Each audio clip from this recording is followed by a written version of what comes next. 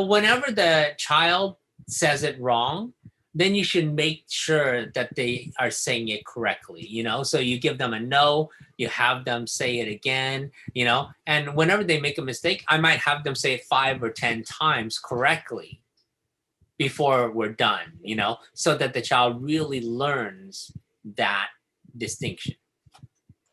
I don't know specifically like, oh, how, like what he says it for, you know? But if you can even set up a program to teach him like, okay, this is the distinction, you know, and you say it in this instance versus not in this instance so that he can learn that, you know.